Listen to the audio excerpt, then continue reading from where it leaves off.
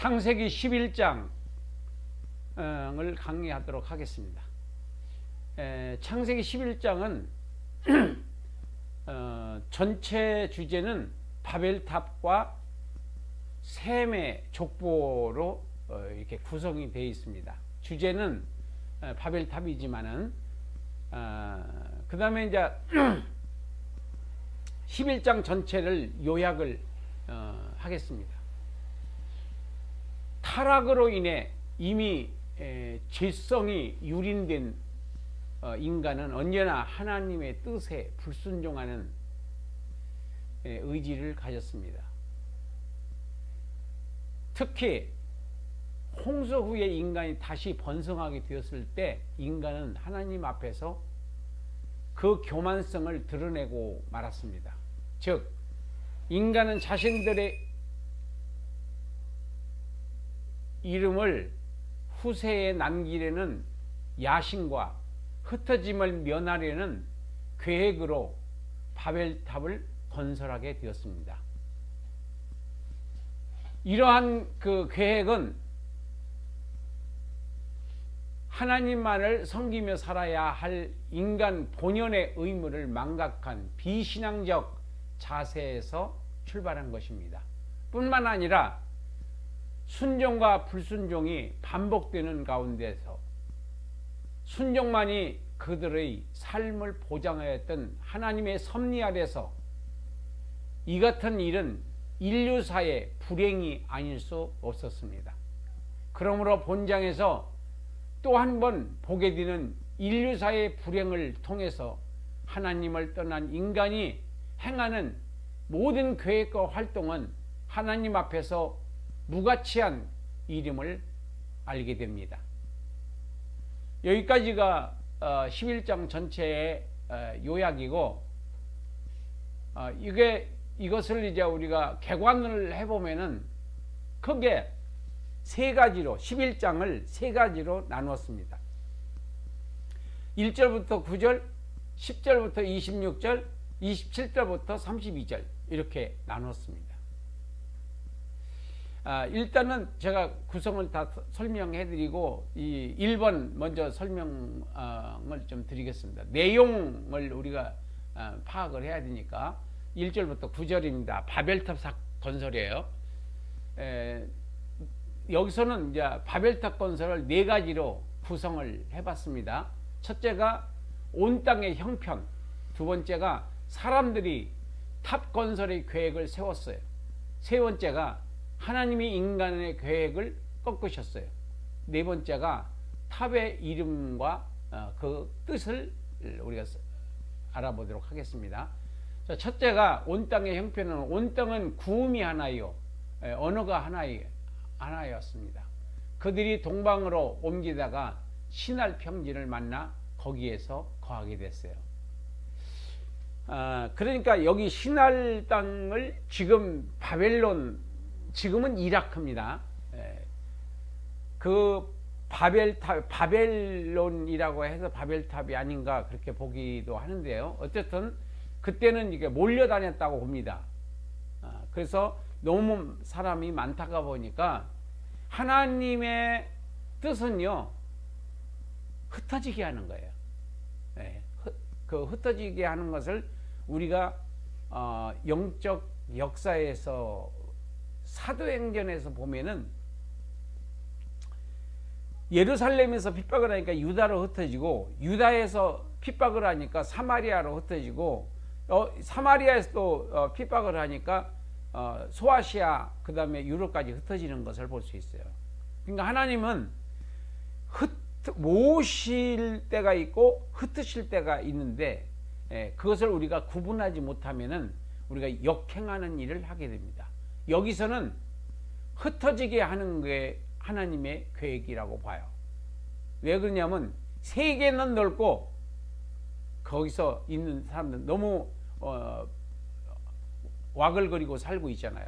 근데 세계가 얼마나 넓은데요. 그래서 흩어지게 하려고 하는 것이 하나님의 계획이었어요. 근데 그 하나님의 뜻을 저버리고 그들이 모여 살으려고 생각했고, 또 성과대를 쌓아 꼭대기가 하늘에 닿게 하자. 우리 이름을 내자. 온 지면의 흩어짐을 면하자. 우리 같이 살자. 이런 뜻이거든요. 그러니까 하나님께서 이제 흩으려고 하시는 거예요. 그래서 그들의 언어를 혼잡하게 하여 서로 알아듣지 못하게 했다. 이렇게 나와 있는데 10장에서는 언어가 여러 개라고 그렇게 했어요. 그러니까 우리가 10장하고 11장을 연대적으로 보면 안 된다는 거죠. 11장이 먼저일 수도 있다 이런 얘기죠. 왜냐하면 여기는 하나인데 거기는 둘 이상이었으니까. 11장에서는 하나인데 그 11장 1절부터 9절까지는 하나인데 10장에서는 언어가 여러 언어라고 그랬어요. 그 다음에 네 번째는 탑의 이름이 뭐냐면 바벨탑이라고 했어요. 바벨탑. 그리고 하나님께서 이름을 지었어요. 여호와께서 거기서 온 땅에 언어를 혼잡게 하셨음이라는 뜻이 바벨탑이라고 하는 바벨이라는 이름의 뜻이다. 이렇게 봅니다. 자, 그 두 번째의 그 주제는 셈의 후예입니다. 셈의 후예. 그래서 내가 여러분들한테 지난번에도 10장에서 잠깐 언급을 했습니다는 그러나 11장에서 그걸 정리를 해드리겠습니다. 셈의 후예가 왜 중요하냐면요, 여기서 셈, 아르박삿, 셀라, 에벨, 르, 스룹, 나홀, 데라, 아브람 이렇거든요. 그러니까 셈, 아르박삿, 셀라, 에벨, 르, 스룹, 나홀, 데라, 아브람. 자, 여기서 10장에서 셈, 함, 야벳을 다 다뤘습니다. 제일 마지막에 셈은 제일 나중에 나와요. 근데 셈이 장자입니다. 근데 여기서 셈의 족보가 왜 별도로 셈의 족보만 여기서 지금 다루느냐, 그걸 우리가 알아야 돼요. 거꾸로 보면은 또 마찬가지요. 셋도 셋의 후손이 나오잖아요. 가인의 후손은 완전히 싹 배제시키고 끝에 가서 노아가 나와요. 그래서 거꾸로 이해를 하면은 해석이 돼요. 노아의 조상이 셋이라는 것을 강조했고 아브라함의 조상이 셈이라고 하는 것을 여기서 지금 모세는 나타내려고 했다, 이런 얘기예요. 그러니까 저자의 의도를 모르면은 성경을 알 수가 없습니다. 그냥 내용적으로만 봐서는. 이게 관찰이 있어야 되고, 그 다음에 해석이 있어야 되고, 그 다음에 하나님이 우리한테 주신 그 목적을 볼 수 있어야 돼요. 그러지 않으면 성경을 성경으로 이해하기가 어렵습니다. 그 다음에 이제 세 번째가 데라의 후예예요. 데라의 후예. 데라는 아브라함, 나홀, 하란을 낳았는데 하란은 롯을 낳았으며 아비보다 먼저 갈대아 우르에서 죽었고, 아브라함의 아내는 사레며 잉태하지 못하여 자식이 없었고, 그 다음에 그 데라, 하란, 아브라함 아들 셋을 낳은 거예요. 데라가요. 아브라함, 나홀, 하란. 그러니까 나홀은 어디 가서 정착하느냐면은 하란에서, 여기는 사람 이름이 하란인데 그 아브라함 리브가의 고향이 하란이라고 불렀어요. 아브라함과 나홀은 장가들었어요. 아브라함도 장가들고 하란도 장가들었어요. 아브라함의 아내는 사라고 나홀의 아내는 밀가예요. 밀가는 하란의 딸, 그리고 하란은 밀가의 아비며, 그리고 이스가의 아비. 사레는 잉태하지 못해 자식이 없었고, 그 당시에 데라는 아브라함 부부 아브라함이 아니고 여기는 아브람 부부와 롯을 데리고 가나안 땅으로 가고자 하란까지 가나안이라는 말이 여기 처음 나옵니다. 가나안 땅이라는 게. 그러니까 데라가 이루지 못한 것을 아브라함이 이룬 거예요. 결과적으로. 하란에 이르러 거기서 조금만 쉬다가 가자고 하는 게 그냥 거기가 고향이 돼버리고 거기서 죽었어요. 데라는. 그리고 205세에 하란에서 데라가 죽었다는 거예요. 자, 여기까지 이 11장을 우리가 이 내용적으로 보면은 별 의미가 없는 것 같이 느껴져요. 그렇지만은 창세기를 풀어나가는 데 있어서 이 11장이 굉장히 중요합니다. 우리가 무슨 책을 읽을 때 서론에서 가다가 우리가 설교를 하든 책을 쓰든 서론이 그 저자의 의도를 알 수 있는 바로 힌트거든요. 그래서 설교를 들을 때도 서론에서 이해하지 못하면은 오늘 설교자가 무엇을 설명하려고 한다 하는 그 원인과 이유가 바로 서론에 나오거든요. 그러니까 내족장의 생애를 이 서론에서 이해하지 못하면은 결국 놓치고 말아요. 여기가 중요하다는 거예요. 그러니까 이 11장 1절부터 9절까지는 바벨탑이 중요한 게 아니에요. 이게 지금 막 흩어지려고 하는 것을 모으려고 하는 이 인간적인 인간이 쌓은 바벨탑을 하나님께서 못 쌓게 하시고 흩어지게 하신 거예요. 그 흩어짐 속에서 바로 하나님께서는 셈의 후손 아브라함을 선택해서 바로 이스라엘이라고 하는 그 민족을 태동시켜서 그 나라를 통해서 그 민족을 통해서 그리스도 예수를 낳게 하셔서 바로 천국을 완성시키려고 하시는 하나님의 계획이 있으신 거예요.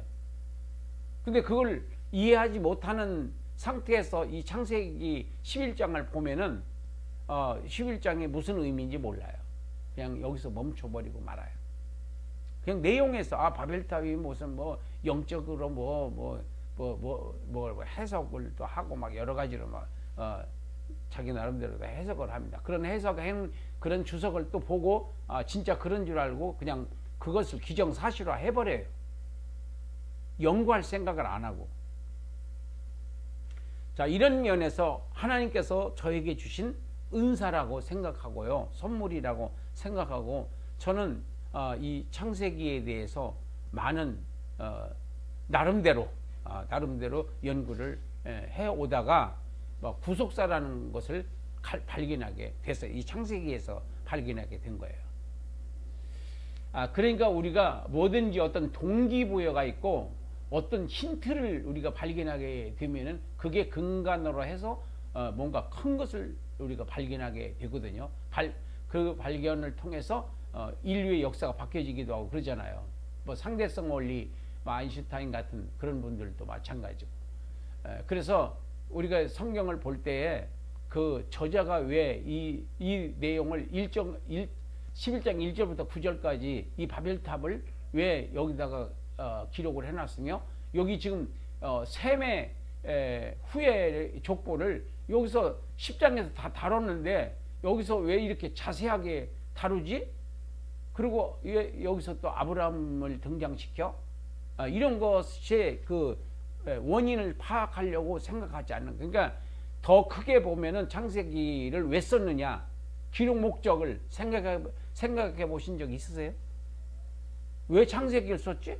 모세가 뜬금없이 그런 것을 우리가 생각해 보면서 또 하나님께 기도하고 알려달라고 그렇게 하셔야 돼. 그러면 내 실력보다도 몇백 배, 몇천 배의 더 깊은 그 하나님의 지식을 우리가 알게 되는 거죠. 그래서 11장은 네 족장의 생애의 서론이다. 이거 한 가지를 잊어버리지 마세요.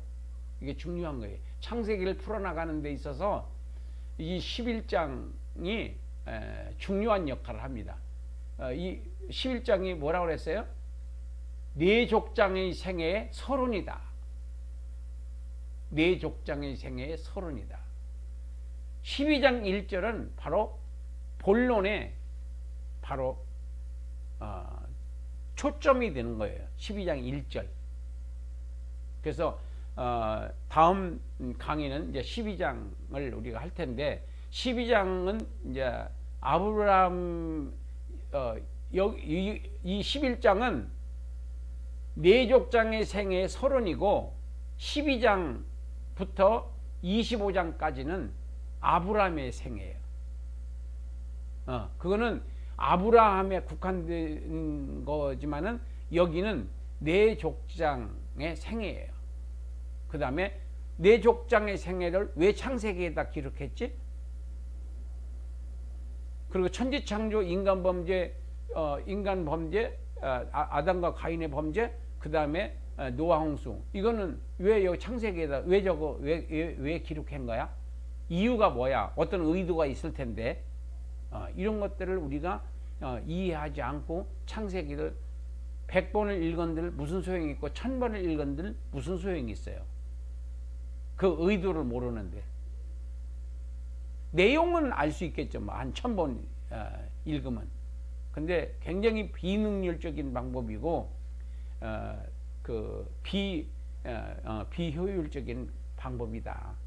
그 성경 읽고 쓰고 이런 것은 그 정성에 비하면은 너무 비효과적이다 라고 봅니다.